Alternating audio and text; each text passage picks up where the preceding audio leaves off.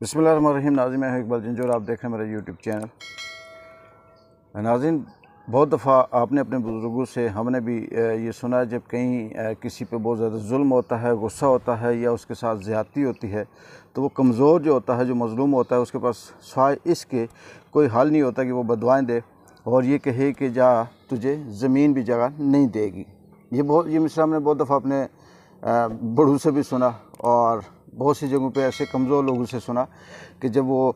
अदालतें उनके इंसाफ नहीं देती तो ये कहते हैं कि अल्लाह की एक अदालत है, वो इंसाफ देगी और तू भागेगा, घूमेगा,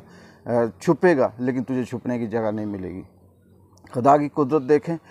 कि हम इस चीज़ को आज के दौर में बिल्कुल ऐसे देख रहे हैं जैसे आप इसको ख्वाब कह सकते हैं। इसको सोचे ज़रा तो आप बड़े हैरान होंगे। पाकिस्तान की वो जमात, वो पार्टी जो 3 दफ़ा पाकिस्तान की हुक्मरान रही है, जो पाकिस्तान के पूरे स्याह सफ़ेद की मालिक रही है और जिसके कब्ज़े में ये भी आप कह सकते हैं कि लोगों को जाने लेना, ज़िंदगियाँ देना और ज़िंदगियाँ बख्शना भी उसके हाथों में रही है। सानिया मॉडल टाउन की आप मिसाल ले लें या दादलिया की मिसाल ले लें, या बेशुमार ऐसी जगह हैं, ऐसे जजेस हैं, ऐसे वकला हैं, ऐसे लोग हैं जो उनके रास्ते में रुकावट बनते रहे और उनको ये अपनी बड़ी खूबसूरती से रास्ते से हटाने में कामयाब रहे। लेकिन अल्लाह की कुदरत देखें कि इस पूरे मुल्क में उनको मीटिंग करने के लिए जगह नहीं मिली और फिर ये सब कुछ इनके अपने हाथ में होने के बावजूद भी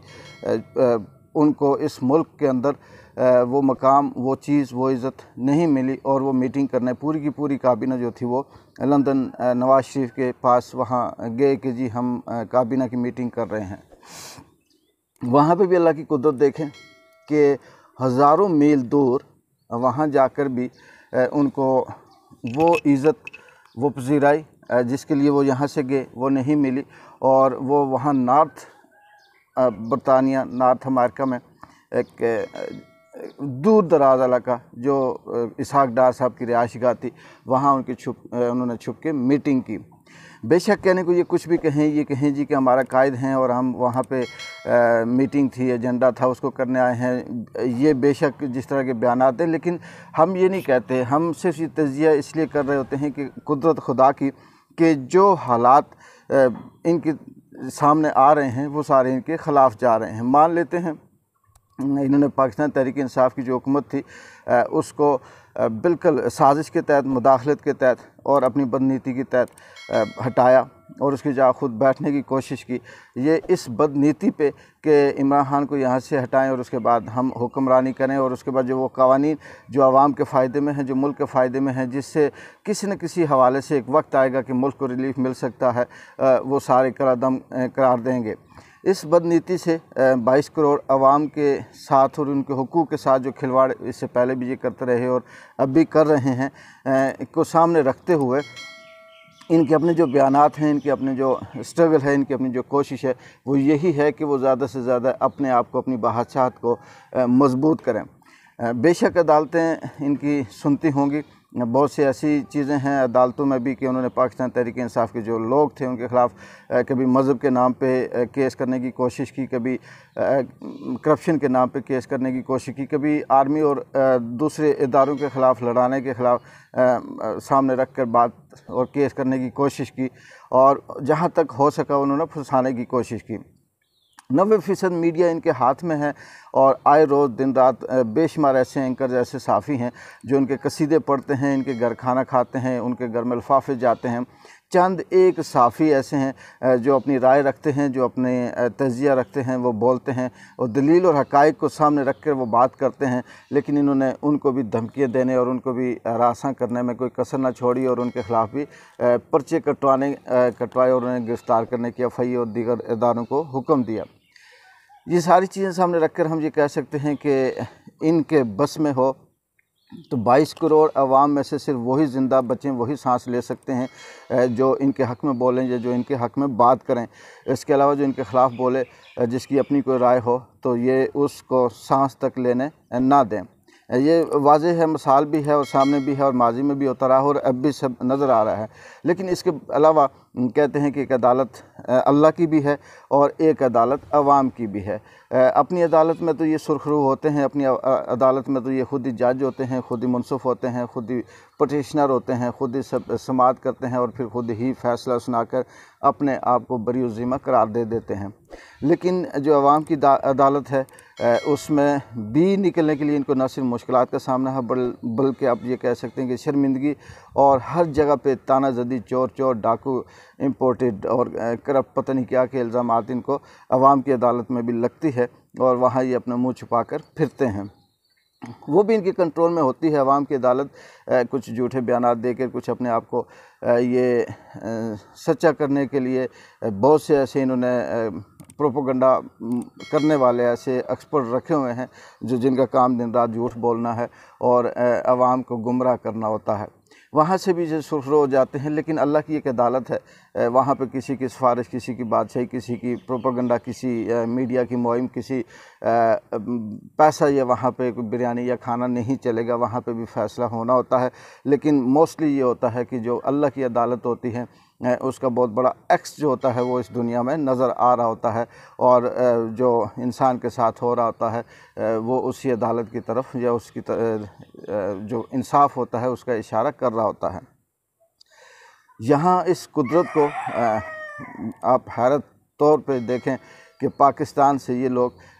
लंदन में गए और लंदन में इनको जगह नहीं मिली, फिर नॉर्थ लंदन में जाके छुप कर बगैर किसी को बताए वहाँ इन्होंने मीटिंग की और आज भी वो वहीं हैं, इसलिए कि वहाँ पे लंदन में जो पाकिस्तानी हैं या जो हकीकत को जानते हैं वो बड़ी तादाद में इनके ख़िलाफ़ नारेबाजियाँ भी करते हैं और इनका जीना भी इन्होंने हराम कर रखा है। दूसरी बात ये बड़ी हैरत होती है कि जब हम टीवी ऑन करते हैं तो कौमी असम्बली का सेशन होता है और कौमी असम्बली के सेशन में आप एक और हैरत अंगेज़ बात देखें कि वहाँ पे कोई अपोजिशन नहीं है। वहाँ पे वो खुद ही बैठे होते हैं, स्पीकर असम्बली खुद बैठा होता है, सारे अपने ही बंदे होते हैं, फिर बारी बारी उठते हैं और वो अपनी अपनी जो तकरीर हैं वो करते हैं और वो स्पीकर को सुनाते हैं कि जी हम मुल्क के लिए बेहतरी कर रहे हैं, हमने फ़लाने मुल्क के साथ ऐसा किया और ये जो पाकिस्तान तहरीक इंसाफ है, ये जो हमारी मुखालिफ पार्टी है, इन्होंने मुल्क का बेड़ा गर्क कर दिया, सत्यानाश कर दिया, महंगाई कर दी, लोड शेडिंग बहुत ज़्यादा हो गई, बिजली महंगी हो गई, डॉलर ऊपर चला गया। ये सारी बातें वो खुद ही स्पीकर असम्बली को सुना रहे होते हैं और स्पीकर असम्बली भी सर हिलाकर ये कह रहा होता है कि वाकई आप सच कह रहे हैं। सोचने वाली बात यह है कि इतने बड़े लेवल पे जैसे बच्चे घरों में खेलते रहते हैं, वो शादी गुड्डे की शादी नकली बनाकर कह रहे होते हैं जी बारात आई, बैठें खाना खाएं और फिर खुद ही कह रहे होते हैं, बच्चे जो होते हैं खाली बर्तन में कुछ चमचे मार के कहते हैं खाना पकाया और खाना बड़ा टेस्टी है, हालांकि वो होता नहीं है, बच्चे होते हैं और वो इस तरह से अपने दिल को तसल्ली दे रहे होते हैं। यहाँ कौमी असम्बली में इतनी मुल्क के चलाने वाले लोग, थिंक टैंक जिसे कहते हैं, कि वो बैठा होता है और उसकी हालत ये है कि वो खुद ही बात करता है, खुद ही उसको सच्चा कहता है, खुद ही उस पे सर हिलाता है और ख़ुद ही ये कहता है जी कि दूसरे पे इल्ज़ाम लगा के कहता है कि ये सब कुछ ऐसा हो रहा है। इसमें कोई शक नहीं है कि अल्लाह की लाठी बे आवाज़ होती है और हम अगर इस चीज़ का इस तनाज़र में देखें कि जब से असम्बलियाँ टूटी हैं या अदम एतमाद पेश हुआ या रजीम चेंज करने की कोशिश की गई, उस वक्त से लेके आज तक एक दिन भी, एक लम्हा भी, एक लफ्ज़ भी ऐसा नहीं है जो मौजूदा मुत्तहिदा हुकूमत के हक़ में हुआ हो। ख़ुद इनके उठाए हुए कदम इनके ख़िलाफ़ जाते हैं, ख़ुद इनकी की हुई बातें इनके ख़िलाफ़ जाती हैं, ख़ुद इनके किए हुए केस इनके ख़िलाफ़ जाते हैं, ख़ुद इनके लगाए हुए इल्ज़ाम इनके ख़िलाफ़ जाते हैं। ख़ुद इस धरती, ये जो धरती है, ये इनको छुपने की जगह नहीं दे रही, इनको इस मुल्क के अंदर कहीं मीटिंग करने की जगह नहीं मिल रही, इनको इस मुल्क के अंदर बैठकर खाना खाने की जगह नहीं मिल रही, इनको इस मुल्क में नहीं बल्कि अब ये कहना बिल्कुल सही होगा कि पूरी दुनिया में इनको कोई ऐसा होटल नहीं मिल रहा जहाँ ये बैठ के खाना खा सकें, पूरी दुनिया में कोई ऐसी जगह नहीं इनको मिल रही जहाँ ये बैठ के मीटिंग कर सकें, पूरी दुनिया में कोई ऐसी जगह नहीं इनको मिल रही जहाँ ये इज़्ज़त से चार आदमी खड़े होकर 10 मिनट ओपन फ़ज़ा में, खुली फ़ज़ा में बात कर सकें। इससे बड़ा अलमिया, इससे बड़ा जुल्म जिसे कहते हैं कि इंतकाम कुदरत की तरफ से हो और क्या होगा। अभी इनका सिलसिला जारी है, इनकी कोशिश है PDM की कि जितना भी हो सके اس پاکستان تحریک انصاف سے انہیں کوئی اختلاف نہیں ہے یا انہیں کوئی دشمنی نہیں ہے. اپنے یہ کہتے ہیں جی کہ سیاست ہے. عمران خان کی حد تک یہ چاہتے ہیں کہ جی اس کو کسی نہ کسی طرح سے راستے سے ہٹایا جائے. ابھی تک جو چیزیں سامنے آ رہی ہیں ہلکی پھلکی، جیسے انڈیا کے ساتھ تجارت ہوگی یا دیگر جو فیصلے ہو گئے، لگ یہ رہا ہے کہ ابھی تک وہ جو اسٹیبلشمنٹ یا وہ ادارے جن سے کچھ سیاست میں فائدہ ہوتا ہے وہ کہیں نہ کہیں عمران خان کے خلاف ہیں اور اس طرح سے راستہ مل نہیں رہا. لیکن ناظرین دوسری طرف آخری بات یہ بتاتا چلوں کہ الیکشن 1 ماہ بعد ہوتے ہیں، 2 ماہ بعد ہوتے ہیں، 6 ماہ بعد ہوتے ہیں، 9 ماہ بعد ہوتے ہیں. جب بھی ہوئے تو اگر یہ فری اینڈ فیئر ہوئے، بے شک یہ اپنے راستے صاف کر لیں، بے شک یہ اصلاحات کے نام سے وہ تمام چیزیں کلیئر کر لیں جو ان کے فائدے میں ہیں. سمندر پار پاکستانیوں کی ووٹ ختم کر دیں، الیکٹرانک مشین کا جو ووٹ ہے ڈالنے کا وہ ہے اس کو بے شک یہ ختم کر دیں. یہ مینول ٹھپے لگانے والے ووٹ ڈالیں. لیکن قدرت ابھی تک ان کے خلاف جا رہی ہے اور ان کو بری طرح سے شکست کا سامنا اس لیے رہے گا کہ حالات ان کے حق میں نہیں آ رہے،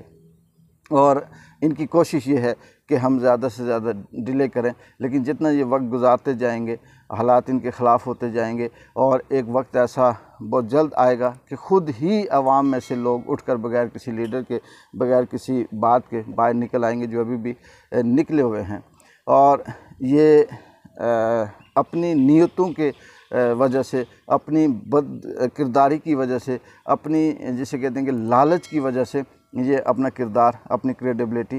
نہ صرف کھو رہے ہیں بلکہ مجھے لگتا ہے کہ ہمیشہ کے لیے ان کے لیے دفن ہو جائے گی. الیکشن کمشنر جس کا کام اس عوام کے لیے، اس ملک کے لیے سوچنا تھا، بالکل باشت ہو کر اس نے بھی ان کے راستے میں ایک ایسی بڑی رکاوٹ کھڑی کر دی کہ جس سے جلدی الیکشن نہیں کروائے جا سکتے. ملک ڈیفالٹ ہوتا ہے، عام آدمی تو یہی ہوگا کہ بھوکا رہے گا، اسے پرابلم ہوگی. بات وہی ہے کہ وہ گھاس کھائے یا کچھ بھی کھائے، اس نے زندہ رہنا ہے. لیکن محل ان کے ہیں، عزت ان کی ہے، پیسہ ان کا ہے، نقصان ان کا ہوگا. بات وہی ہے کہ ہم کیا کھوئیں گے؟ ہم صرف ایک جان کھوئیں گے. ہم صرف اپنے آپ کو